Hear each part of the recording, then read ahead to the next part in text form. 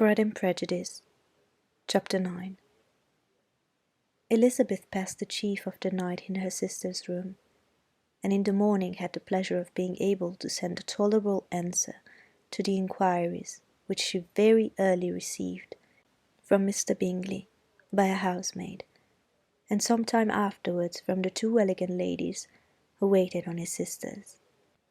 In spite of this amendment, however, she requested to have a note sent to Longbourn, desiring her mother to visit Jane, and form her own judgment of her situation.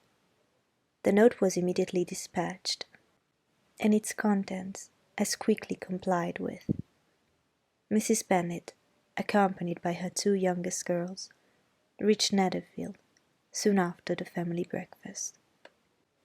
Had she found Jane in any apparent danger, Mrs. Bennet would have been very miserable, but being satisfied on seeing her that her illness was not alarming, she had no wish of her recovering immediately, as her restoration to health would probably remove her from Netherfield. She would not listen, therefore, to her daughter's proposal of being carried home. Neither did the apothecary, who arrived about the same time, think it at all advisable. After sitting a little while with Jane, on Miss Bingley's appearance and invitation, the mother and the three daughters all attended her into the breakfast parlour. Bingley met them with hopes that Mrs. Bennet had not found Miss Bennet worse than she expected. "Indeed I have, sir," was her answer. "She is a great deal too ill to be moved. Mr. Jones says we must not think of moving her. We must trespass a little longer on your kindness." "Removed!" cried Bingley. "It must not be thought of. My sister, I am sure, will not hear of her removal." "You may depend upon it, madam," said Miss Bingley with cold civility, "that Miss Bennet shall receive every possible attention while she remains with us." Mrs. Bennet was profuse in her acknowledgment. "I am sure," she added, "if it was not for such good friends, I do not know what would become of her, for she is very ill indeed, and suffers a vast deal, though with the greatest patience in the world, which is always the way with her, for she has, without exception, the sweetest temper I've ever met with. I often tell my other girls they are nothing to her. You have a sweet room here, Mr. Bingley, and a charming prospect over the gravel walk. I do not know a place in the country that is equal to Netherfield. You would not think of quitting it in a hurry, I hope, though you have but a short lease." "Whatever I do is done in a hurry," replied he, "and therefore, if I should resolve to quit Netherfield, I should probably be off in 5 minutes. At present, however, I consider myself as quite fixed here." "That is exactly what I should have supposed of you," said Elizabeth. "You begin to comprehend me, do you?" cried he, turning toward her. "Oh yes, I understand you perfectly." "I wish I might take this for a compliment, but to be so easily seen through, I'm afraid is pitiful." "That is as it happens. It does not necessarily follow that a deep, intricate character is more or less estimable than such a one as yours." "Lizzie," cried her mother, "remember where you are, and do not run on in the wild manner that you are suffered to do at home." "I did not know before," continued Bingley immediately, "that you were a studier of character. It must be an amusing study." "Yes, but intricate characters are the most amusing. They have at least that advantage." "The country," said Darcy, "can in general supply but few subjects for such a study. In a country neighbourhood, you move in a very confined and unvarying society." "But people themselves alter so much, that there is something new to be observed in them forever." "Yes, indeed," cried Mrs. Bennet, offended by his manner of mentioning a country neighbourhood. I assure you there is quite as much of that going on in the country as in town. Everybody was surprised, and Darcy, after looking at her for a moment, turned silently away. Mrs. Bennet, who fancied she had gained a complete victory over him, continued her triumph. I cannot see that London has any great advantage over the country. For my part, except the shops and public places, the country is a vast deal pleasanter. Is it not, Mr. Bingley? When I'm in the country, he replied, I never wish to leave it, and when I'm in town, it is pretty much the same. They have each their advantages, and I can be equally happy in either. Ay, that is because you have the right disposition. But the gentleman, looking at Darcy, seemed to think the country was nothing at all. Indeed, mamma, you are mistaken, said Elizabeth, blushing for her mother. You quite mistook Mr. Darcy. He only meant that there was not such a variety of people to be met with in the country as in town, which you must acknowledge to be true. Certainly, my dear, nobody said there were. But as to not meeting with many people in this neighbourhood, I believe there are few neighbourhoods larger. I know we dine with 24 families. Nothing but concern for Elizabeth could enable Bingley to keep his countenance. His sister was less delicate, and directed her eye towards Mr. Darcy with a very expressive smile.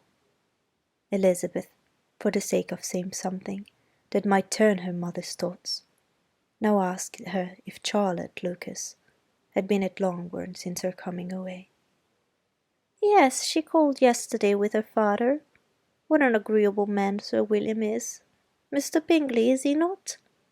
So much the man of fashion, so genteel and so easy. He has always something to say to everybody. That is my idea of good breeding, and those persons who fancy themselves very important and never open their mouths quite mistake the matter.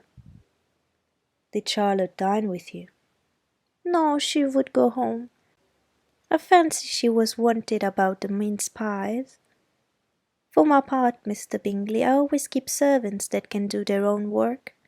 My daughters are brought up differently, but everybody is to judge for themselves, and the Lucases are a very good sort of girls, I assure you. It is a pity they are not handsome. Not that I think Charlotte so very plain, but then she is our particular friend. She seems a very pleasant young woman, said Bingley. Oh dear, yes, but you must own she is very plain. Lady Lucas herself has often said so, and envied me Jane's beauty. I do not like to boast of my own child, but to be sure, Jane, one does not often see anybody better looking. It is what everybody says. I do not trust my own partiality. When she was only 15, there was a gentleman at my brother Gardiner's in town, so much in love with her, that my sister-in-law was sure he would make her an offer before we came away. But however he did not. Perhaps he thought her too young. However, he wrote some verses on her, and very pretty they were. And so ended his affection, said Elizabeth impatiently. There has been many a one, I fancy, overcome in the same way.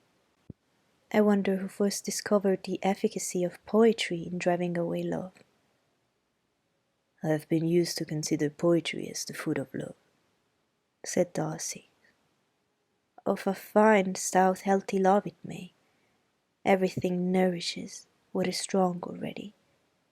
But if it be only a slight, thin sort of inclination, I am convinced that one good sonnet will starve it entirely away.